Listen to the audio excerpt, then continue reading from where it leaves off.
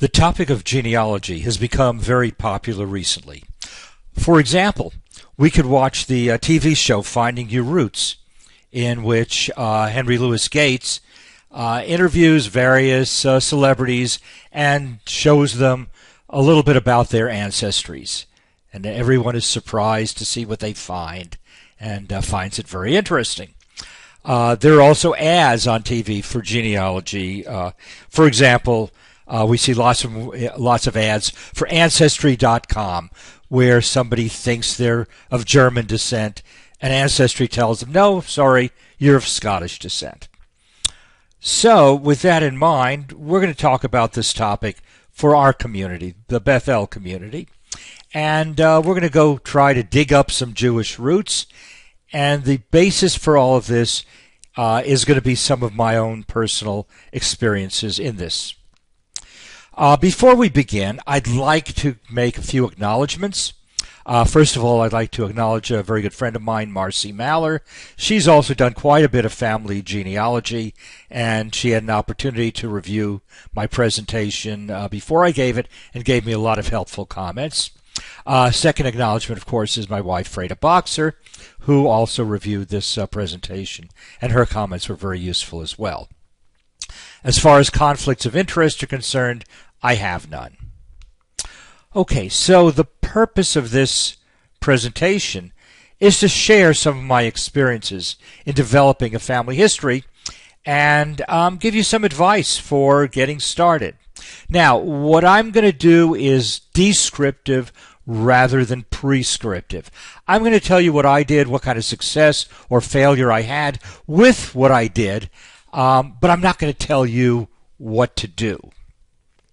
The resources that I'm going to be talking about will be focused on Jewish resources, and at the end, maybe we'll have some time for questions. All right, this article appeared in the New York Times about a month ago, talking about why you should dig up your family history and how to do it. Well, this talk is on Jewish genealogy. What's special about Jewish genealogy? Well, first of all, a lot of it has to be European-based. Many of our ancestors came over from Europe around the turn of the 20th century. There's this huge wave of immigration at that time. And as a result, if we're going beyond, say, a grandfather or a great-grandfather, we've got to deal with Europe and European sources rather than American sources. The next issue is that we can take advantage of gravestones to identify fathers. Remember that if we have a Hebrew name and it's on the gravestone, it's usually the Hebrew name plus a patronymic, plus the father's name. You know, Moshe ben Aaron, okay, as an example. Moshe, the person who's buried, Ben, son of Aaron, the father. So now, once we can see this patronymic on the gravestone, we can move one more generation back and look at the father's generation. Also, unfortunately, a lot of information about Jewish genealogy has been lost in the Holocaust.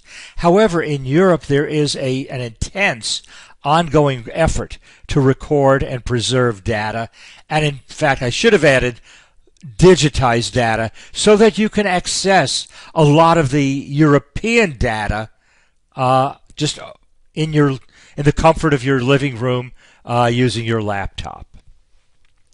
So I'll tell you a little bit about my genealogical journey.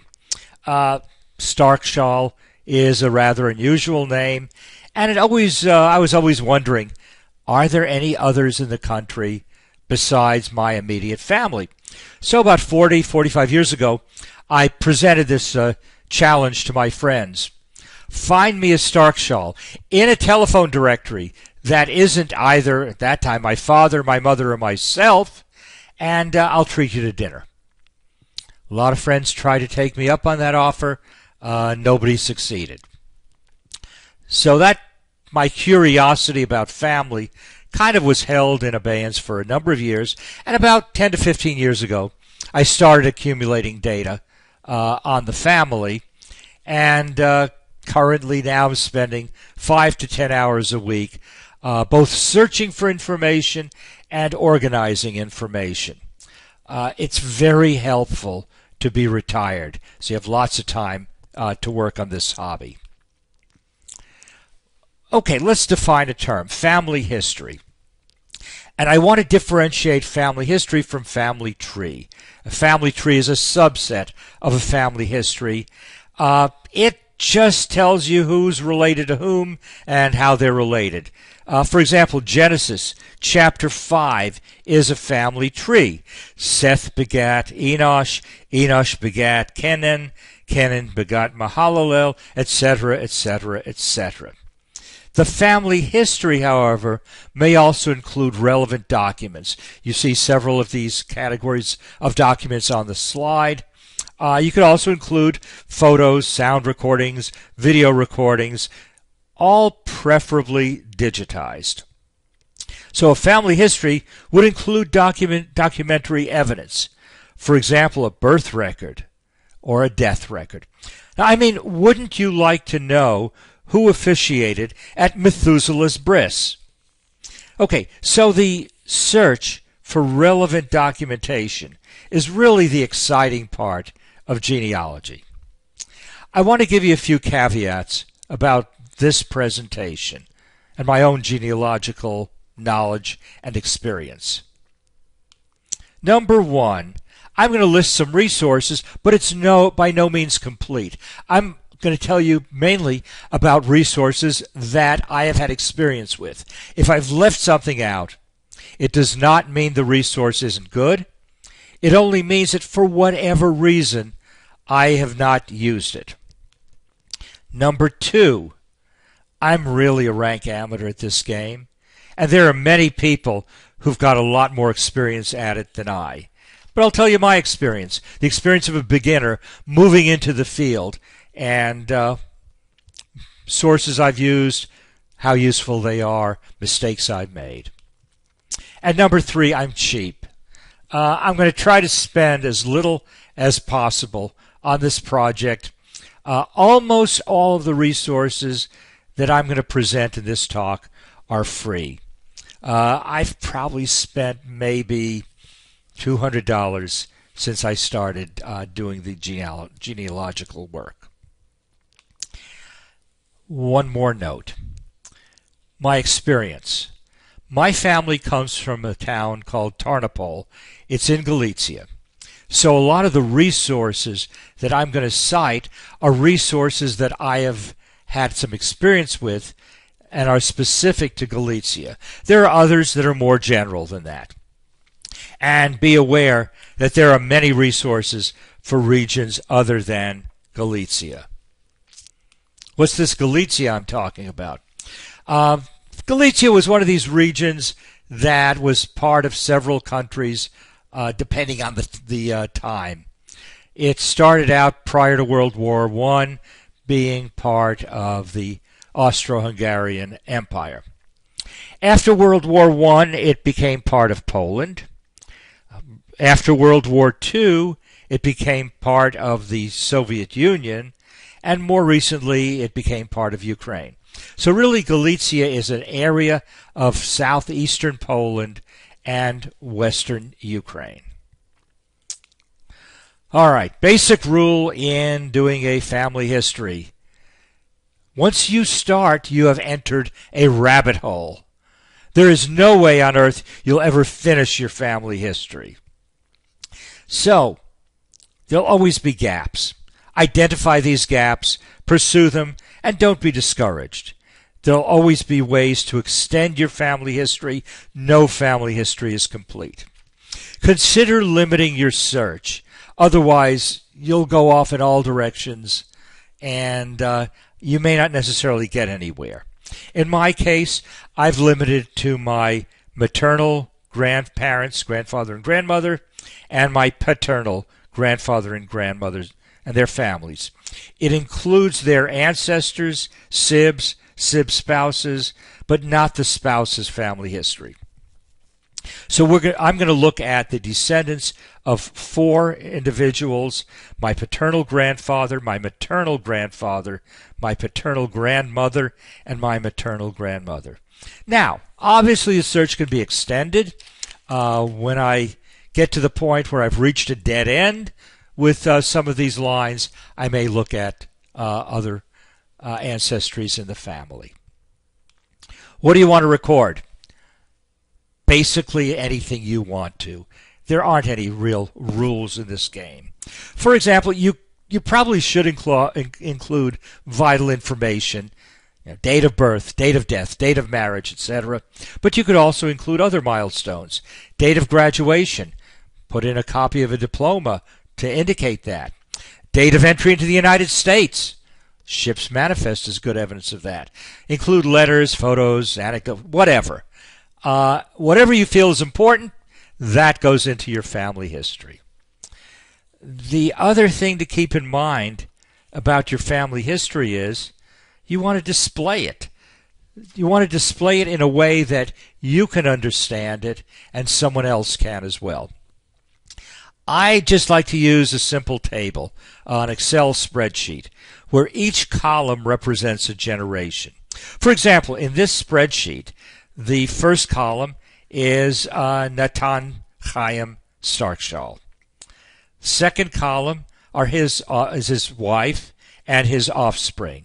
There's a daughter, Cyril Starkshall.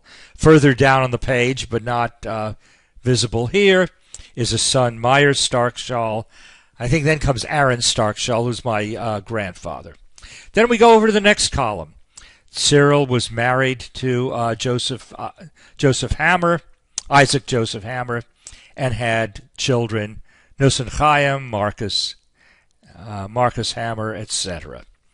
So this is one way of displaying the information. I do want to point out 3 other points of this display.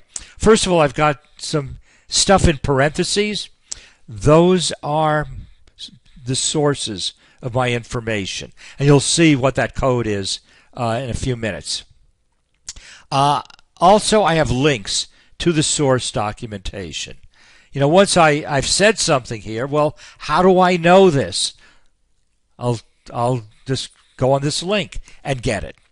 Finally, I did put in footnotes, and you can see note 1, note 2, note 3. Basically some comments on what I have.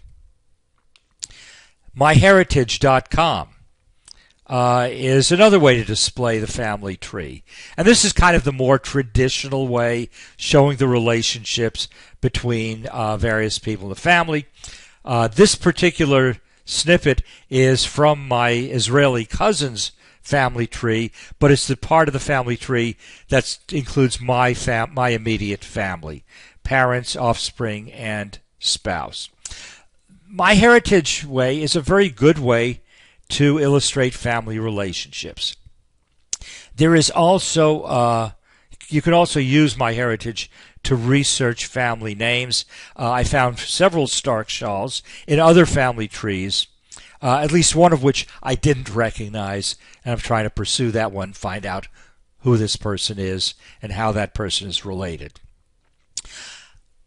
I want to give you a warning, though. If you're going to use one of these commercial family trees, then keep in mind, once you terminate your subscription, and at some point you may do that, you lose access to the tree.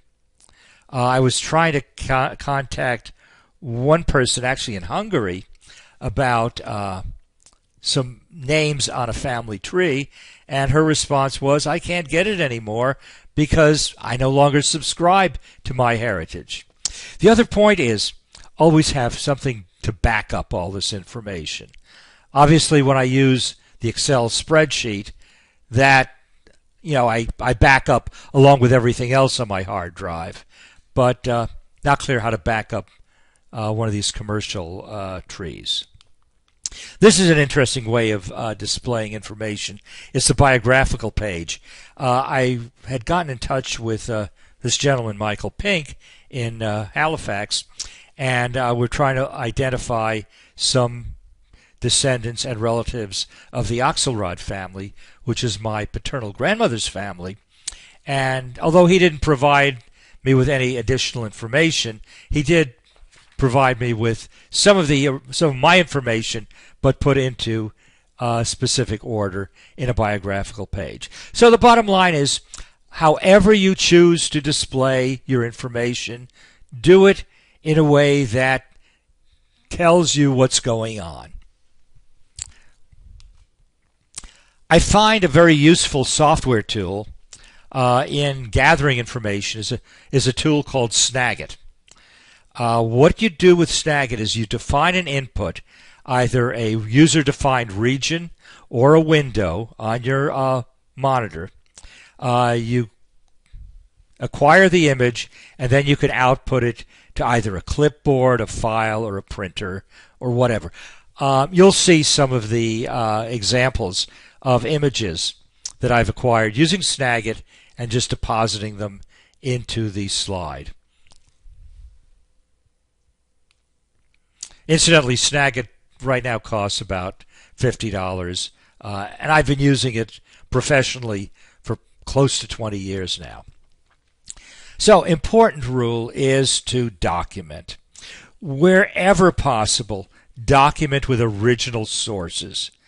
And this may mean, for example, a birth record document from Europe rather than a parent's memory. So original sources are really the most accurate. And this is a listing of some of the sources from my files.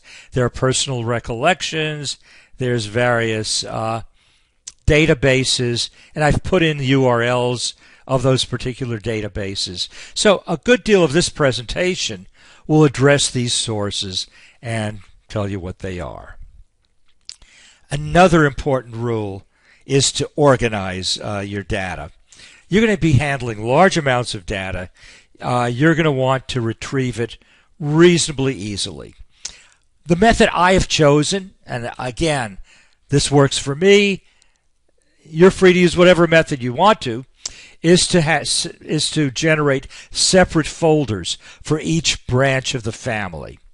So there's 4 branches that I'm addressing, and I have separate folders for each one, and put all the information, the pictures, the files off the database, etc., into the appropriate folder. I've developed a naming convention where I put the person's name, the year of the record, and what that record is. I heard a talk not too long ago of a person talking about filing names, and he said he doesn't use any folders. He just has a master folder, and that's it, but he puts all the information he needs into the name of the file, and as a result, he can readily access the file. It works for him. Do what works for yourself. And this is an example of my genealogy folder. You see there are 4 families, Axelrod, Auerhahn, Ginsburg, and Starkschall, and those represent the 4 families that I'm using. So if we go into, say, the Starkschall family, we see just a bunch of folders.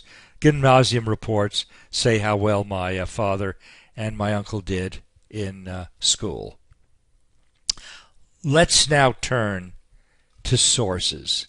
And where do you get all the information for the genealogy? Let's start with the easiest thing, personal recollection. Family members give you the most accessible information, especially about current or immediate family. You know, you've got an Aunt Rosie. Talk to Aunt Rosie about what does she remember about who's in the family and who's related to whom. I'll talk about inaccuracies in a moment, but that at least gives you a start. It's especially useful for contemporary family. You know, your cousins, your cousins' children, etc. Now, realize that personal recollections may be inaccurate. And let me give you an example of that. I had a great-aunt named Beatrice Auerhahn, and she was always Aunt B to the family. So if you were to ask me, personal recollection, what do I know Her name is Beatrice Auerhahn. In fact, her tombstone says Beatrice Auerhahn. Then I looked at the marriage record of my great-uncle and great-aunt, and it said Rebecca Susskind. Well, Susskind, I knew that was her maiden name. But who is Rebecca? So I asked their daughter, who was alive at the time, and she said that Aunt B hated the name Rebecca and never used it. So her real given name, Rebecca, was a family secret. My knowledge, Beatrice, was incorrect. The original data got it right. If you have doubts about any information that you're being supplied, document your doubts. Example, I had an aunt, Miriam Katzenelson Starkshall. She's part of the Israeli branch of the family. And I asked her son, my cousin, Bronny, when was her birthday.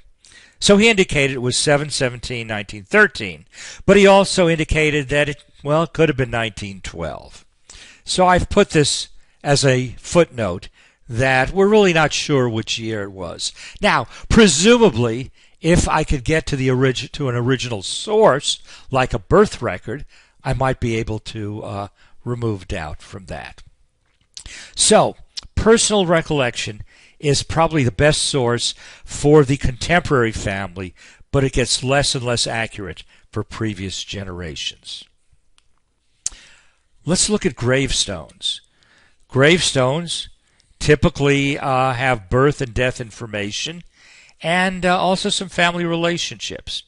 Remember that I just said personal recollection is not always accurate. So, several years ago I was interviewing my cousin, the daughter of Aunt B, and she wound up giving me some inaccurate information about these two Auerhahns, Usher Auerhahn and Shulam Auerhahn. Well, first of all, were they brothers? And one of them was my great-grandfather, I think. Which one? How do we resolve this question? Well, I knew they were buried in Mount Zion Cemetery in Queens, New York. So I went to Mount Zion Cemetery. I was in New York at the time and visited Mount Zion Cemetery and looked for Usher and Shulam's gravestones, as well as that of my grandmother. So this is Mount Zion Cemetery. It's one of those real old-fashioned cemeteries with tombstones that are really close together. It's kind of a neat place to visit, if you like that sort of thing. And we're going to start with the gravestone for my grandmother, Feiga Roisa. Now, look at the top two lines. If you can read Hebrew, you see it says, Feiga Roisa Bat Reb Asher. So Feiga Roisa is my grandmother, therefore Asher must be my great-grandfather. All right, well, that answers one question. Oh, the other question it answers is, when did Feiga Roisa die? And her date of death was February 11th, 1955. At this point, nobody who's still alive remembered that date. So I was able to extract her date of death from the gravestone.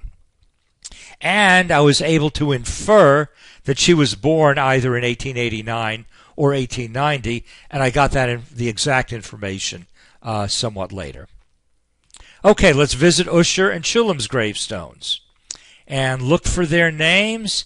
And it says Asher bar Shmuel for Usher and Shalom bar Shmuel for Shulam.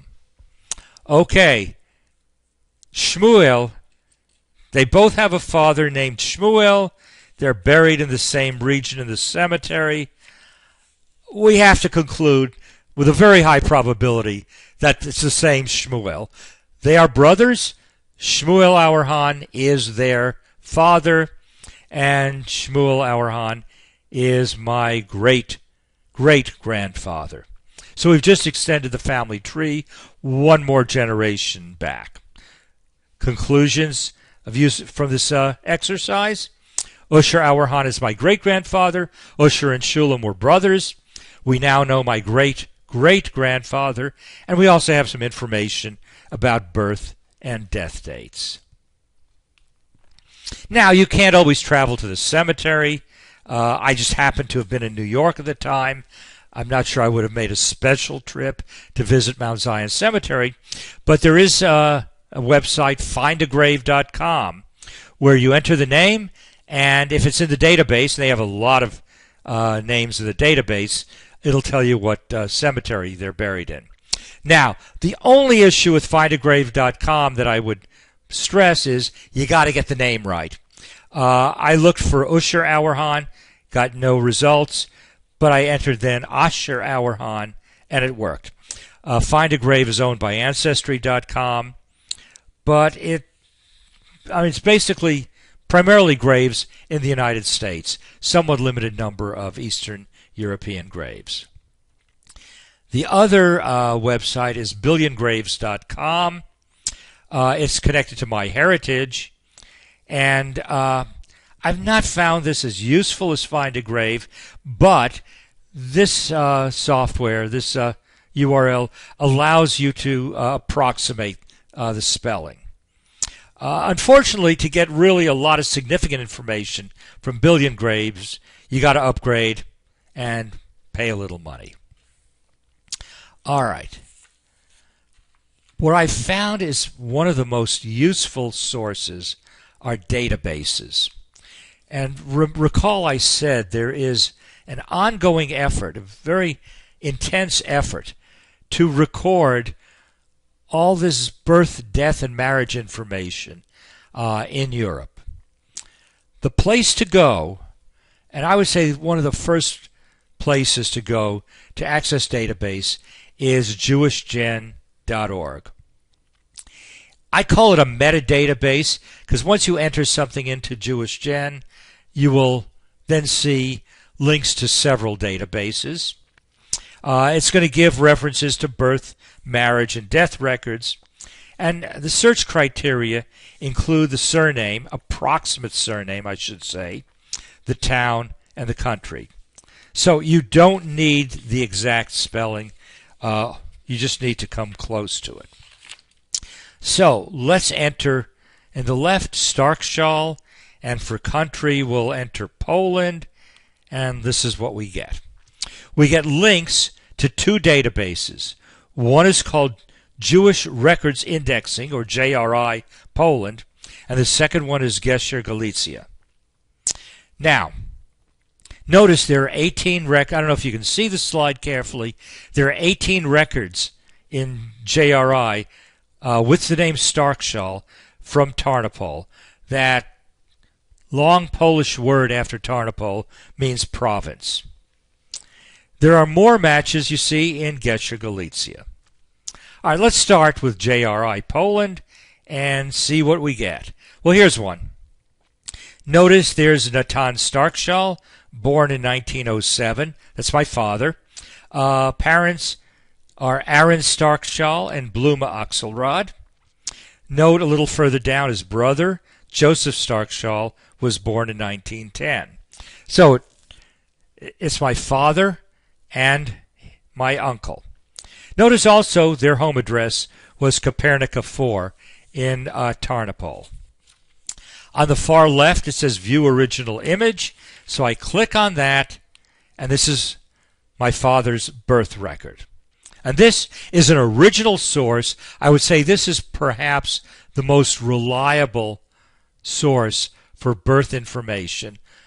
You see a death record for death information, or census record, or marriage record. So, my father, Natan Starkshall, is at the top of the page. Let's really focus in and see what kind of information we can glean off this. Okay, first column is simply a file number. This is file number 261. The second set of columns are the date of birth, day, month, and year, and the address. And we can read that, presumably, as the 30th of June, 1907, Tarnopol, Kopernika 4. Next set of columns, the date of circumcision, date and location of circumcision. 7th of July, 1907, in Tarnopol, Kopernika 4. Next set of columns. Name of the birth, Natan. The next column is checked to indicate he's a boy. Next set of columns indicates whether or not the parents are married. Do you think there's some question about that? Actually, yes. We're going to see what happens in that column in a little while. Next, his father's name, Aaron Starkshall, and presumably some of the stuff below that is employment and place of residence. Unfortunately, I cannot read early 20th century Polish script or really understand it, so I'm leaving up to a translator or see if I can get somebody to look at that. Next column, name of the mother, Bluma Axelrod, the daughter of Michael Axelrod and Brena Axelrod. Now, the next three columns I find very interesting. This gentleman, Israel Goldfarb, whoever he was the Sondek. He held the baby Nathan. The next column, Moses Rappaport, was the Moyle.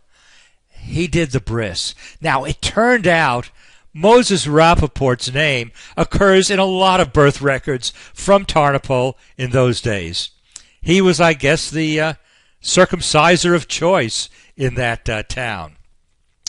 When I got my uncle's birth record, my other uncle, Uncle Michael, the older uncle, I sent a copy of this to his son, my cousin Ronnie, in Israel, saying, hey Ronnie, do you know who circumcised your father?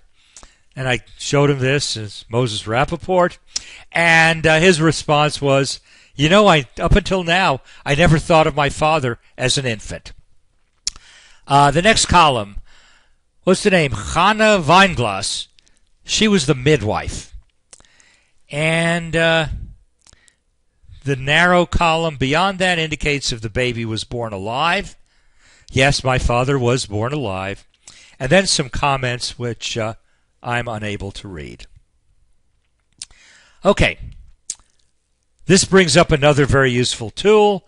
How in the world did I understand that column headers? Well, good old translategoogle.com. Just enter the words in either Polish or German, and it'll give you the translation. And looks like a pretty reliable translation. We can also use this information to learn a little bit about history. Notice we see Scheindel Hammer, born in 1910 to Joseph Isaac Hammer and Cyril Starkshall. But a little further down we see that Joseph Isaac Hammer and Cyril Starkshall were married in 1913.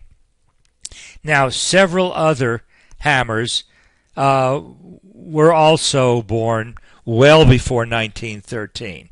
Their first child was Nussin Chaim Hammer, was born in 1892.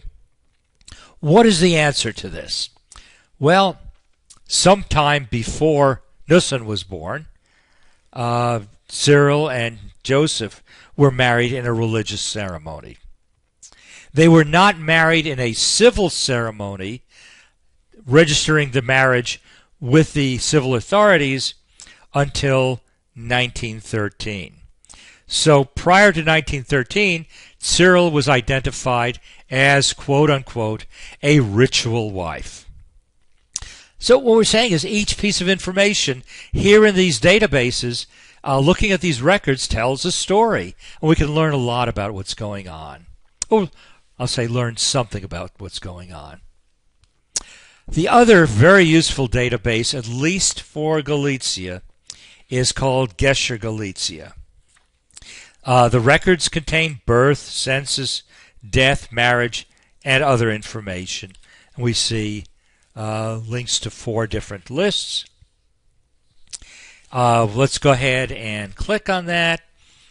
So we see right at the top of this list, this is the 1910 Tarnopol census, and we see Cyril Starkshall, who is the ritual wife of Isaac Joseph Hammer, or Joseph Isaac Hammer. Okay, and then there's a little explanation of ritual wife over here. We see here my father, Nathan Starkshall. He's listed in the 1910 census. Now, this gives the incorrect birth date for my father. It says 30th of June 1908. His birth record actually says 1907. If we go to the original records in what's called the main archive of old files, the Polish translation of that, this is an English translation. The Polish acronym is AGAD. So if you see AGAD, it's that Polish database. And through Gesher Galicia, I got the original birth record for my father. So I know this is not correct. So this is how I can get into those original files. I go into Gesher Galicia. I go to Inventories of Records. And then I find that AGAD volume 424. And I look for file number 163, Jewish residents of Tarnopol in 1930, I believe it is. And I learned that information has not yet been updated. Okay. Gesher Galicia is an ongoing project. A little further down on Gesher Galicia, I find something very interesting. Here are, and this is a major surprise for me, here are a number of Starkshalls from Lvov in the early part of the 19th century. Well, their name is Starkshall. I'm almost convinced they have to be related, because there aren't many of us around. Lvov is not too far from Tarnopol, maybe 100 miles. So what this seems to indicate is the family was in Lvov in the earlier part of the 19th century, and somehow they moved to Tarnopol later on. And I'm trying to identify any sort of connection between these Starkshalls and the later Starkshalls. I think they were related, but it's something I'm working on. So, like I said, genealogy is a never-ending battle. Now, this data in Gesher Galicia is continually being updated. If you look at the bottom of this entry, this is my parents' marriage. It says that it's added to the search engine on the 2nd of January 2018. So what's really important in this is to keep looking, continually go back and try to identify new files that are entered into the AGAD database. Gesher Galicia also has a map room, maps.geshergalicia.org. This is an example. This is an 1862 map of downtown Tarnopol. I was trying to find, the address where my ancestors live, but I was unable to on this. But then I exchanged some information with a gentleman named Ed Matukovich, and he sent me this map of Tarnopol, pre-World War I Tarnopol. And right in the center of the map, there's a little red circle, which is address Kopernika 4, where my father grew up. Now, remember I said Tarnopol, Galicia, was part of Poland and now part of Ukraine. So, if I, oops, sorry about that. There we go. So if I put in Starkshall and Ukraine, I also find access to Jewish Gen Family Finder.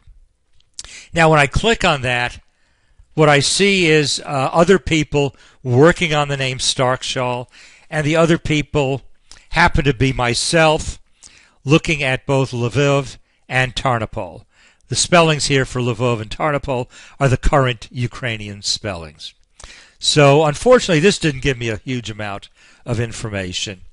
When I put in some of the other family names, like Ginsburg, Auerhahn, or Axelrod, I saw some more other people that are working on it. So I've tried to contact some of these people. Some respond, some don't respond.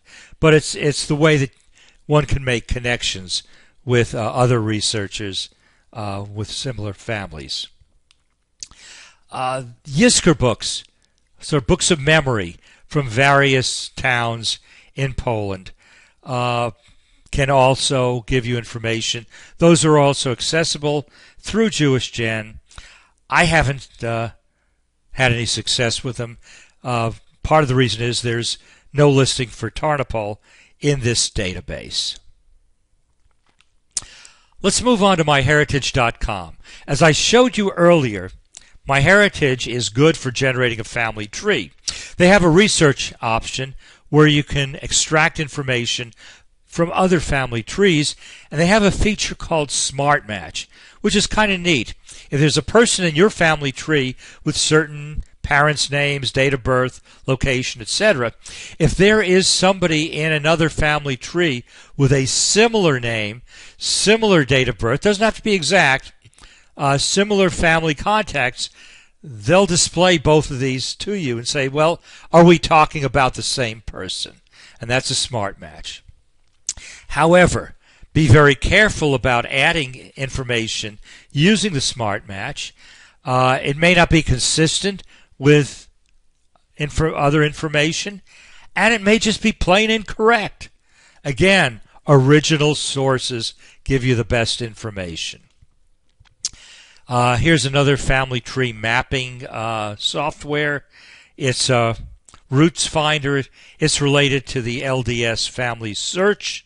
We'll be talking about LDS information a little later on in this talk. You can also put in research information in Roots Finder. I have not really done anything other than just putting in my immediate family in there. Yad Vashem. That's, the place in Israel. It's the Holocaust Museum and Memorial. They have a whole database on Holocaust victims. If you want to find information about any Holocaust victim, the name does not have to be spelled correctly.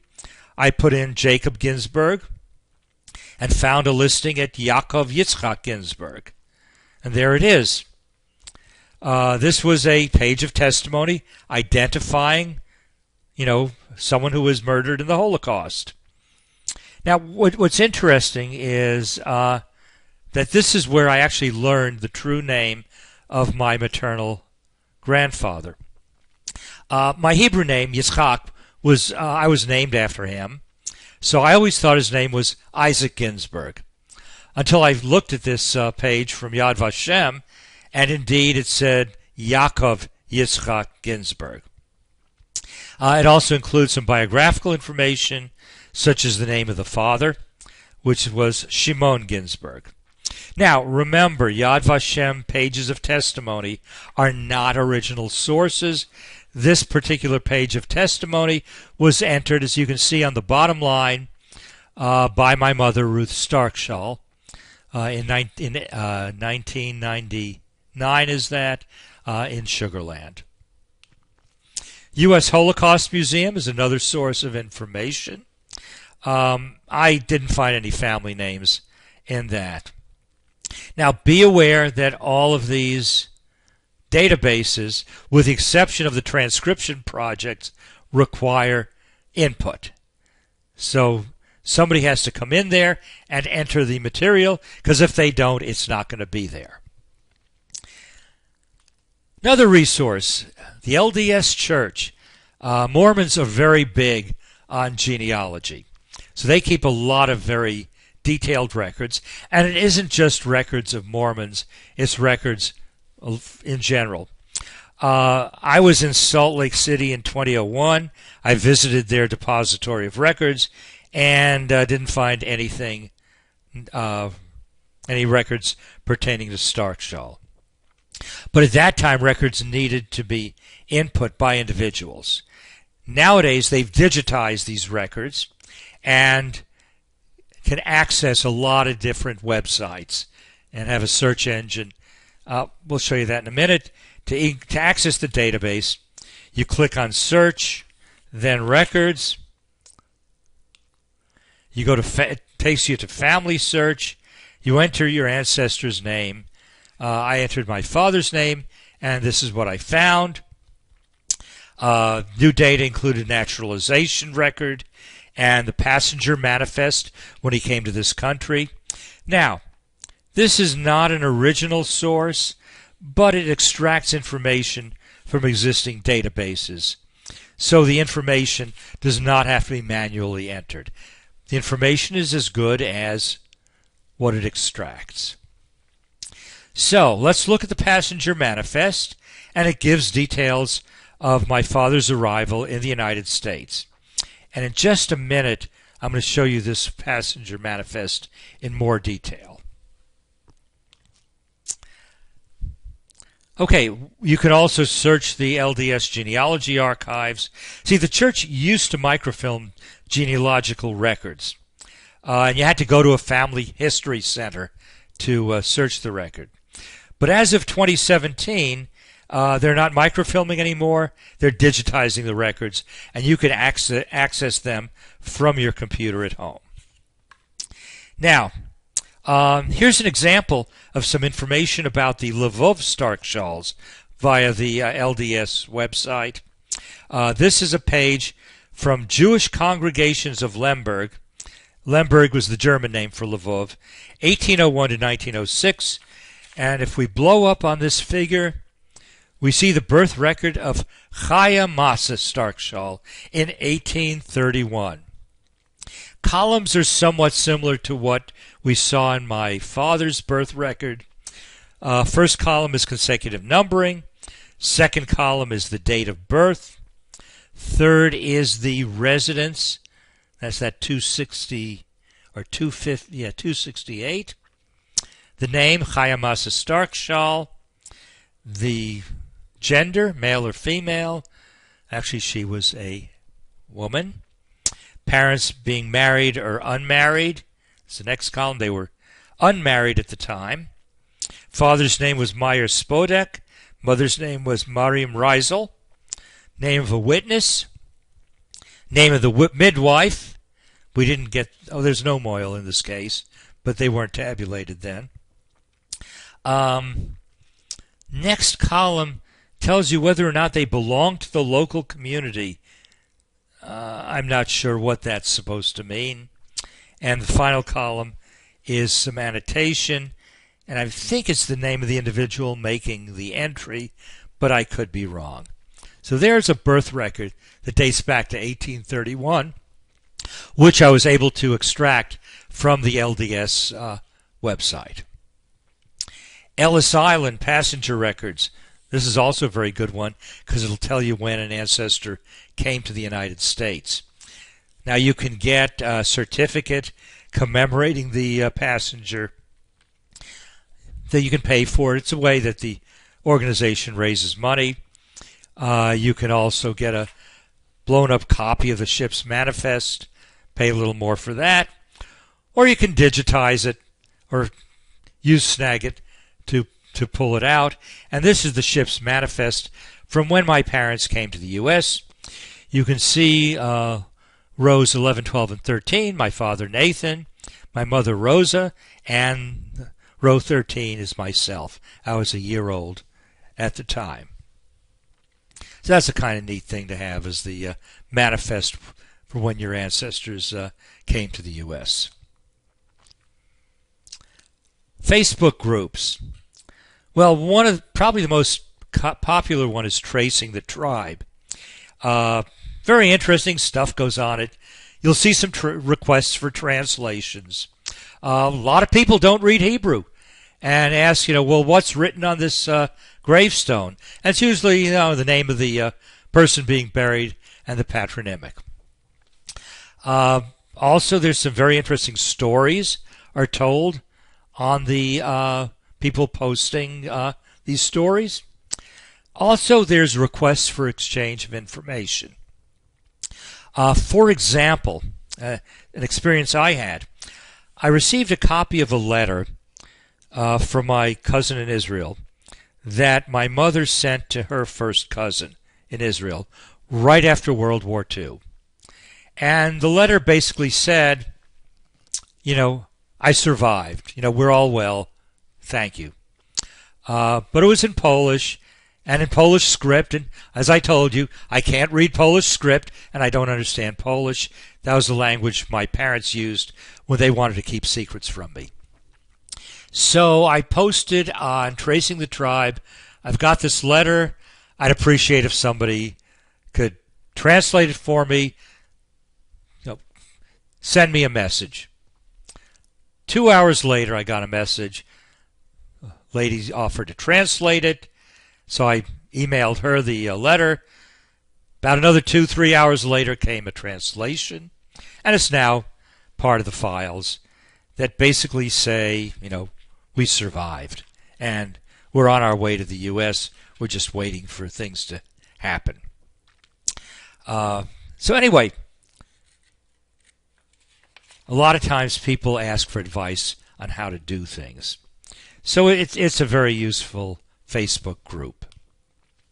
There's another one called Jewish Genealogy Portal. It doesn't seem to have as many posts as Tracing the Tribe, and a lot of individuals post to both Facebook groups. JRI Poland also has a mailing list where you get daily postings, like a bulletin board. There are a lot of requests for translations. I find the most useful information is that it tells me when new records have been acquired. So when something pertains to Tarnopol, I know to look. Many newsletters and blogs. This is just an example of one of them. It's not specific to Jewish genealogy, but it is related to my heritage. The reason I included this one is that there's a strong recommendation to look at original records. What's the title? Are you recording fairy tales in your genealogy records? So he says, go to the original ones. So here's a whole list of newsletters and blogs, and I can thank Freda for compiling this list. I really have no experience with any of these, so I can't tell you one way or the other. Avutenu is a publisher of Jewish genealogical resources. I put it there for completeness, but I've not had any experience with them either. Let's talk about organizations. We've got one in Houston, Greater Houston Jewish Genealogical Society. In researching for this presentation, I learned about it. So I recently joined, and they're having a meeting in Houston on March 7th at 7 p.m. at the JCC. They seem to have, I think, 4 meetings a year. I'll find out more about that when I attend the meeting. All these local genealogical societies are part of an international association of Jewish genealogical societies.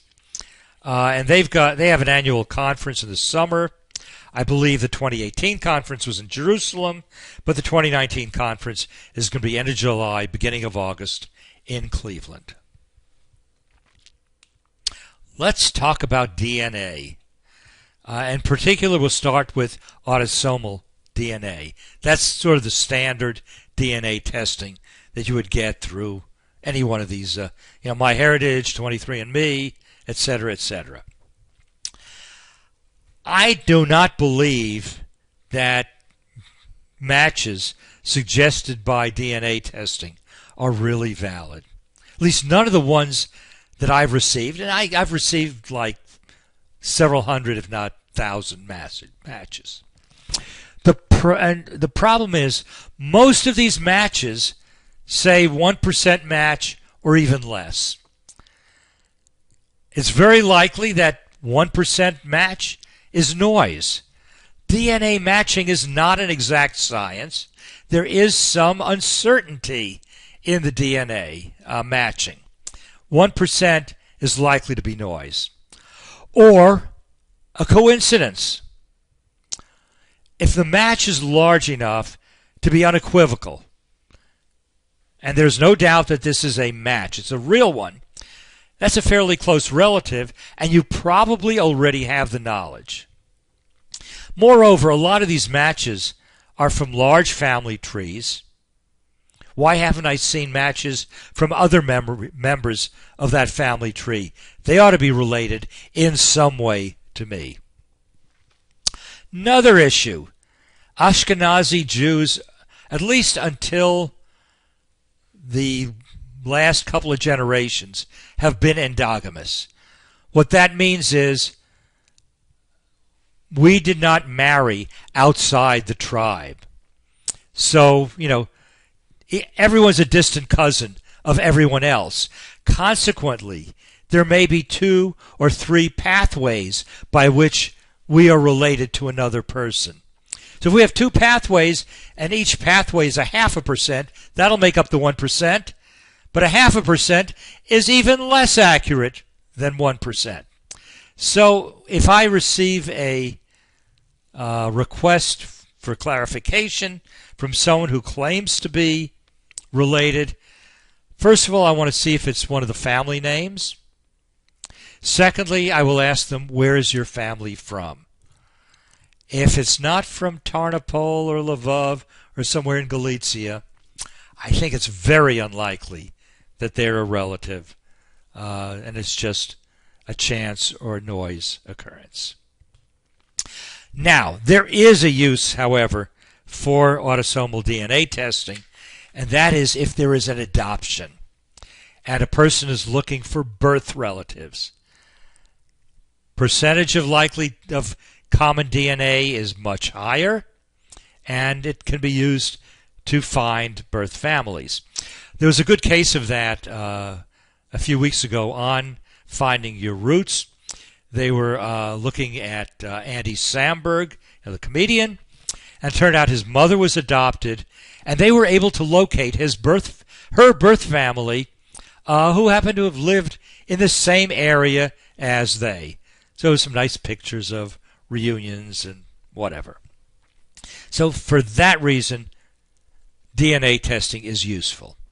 There's also mitochondrial DNA testing, and mitochondrial DNA comes only from the mother, so one can demonstrate a common ancestor through the maternal line. So it's useful if you're trying to compare yourself to another person, and you ask the question, do we have a common ancestor through our maternal lines? Mitochondrial DNA will answer that for us. It's not very useful for trying to find out who else may be related to you. And similarly, Y-DNA can be used, but Y-DNA follows the paternal line, so only males can have the Y-DNA and can take the test. Women can only do mitochondrial DNA. What about census data? The 1940 census was an important one when the data became released because it's digitized. Right now, unfortunately, it's searchable only by the census enumeration district. So if you know the geography, if you know the district that the person lived in, you can find a name. It is not searchable by name yet, hoping maybe that'll occur at some point. It appears that previous census data can be obtained through commercial sources. I think Ancestry.com can give you that. What about 1950 and later censuses? There is a 72-year moratorium on access to data. So you can't get this data for 1950 or later. So 2022 is going to be a big year for genealogy in that the 1950 census data will then become available. All right, let's conclude with a take-home message. Lots of adjectives to describe the process of looking up one's family history. Exciting, frustrating, challenging, rewarding. There are a lot of resources to assist you in this process. I've named some of them. There are more. And if you do elect to look at a family history, happy hunting. Thank you very much.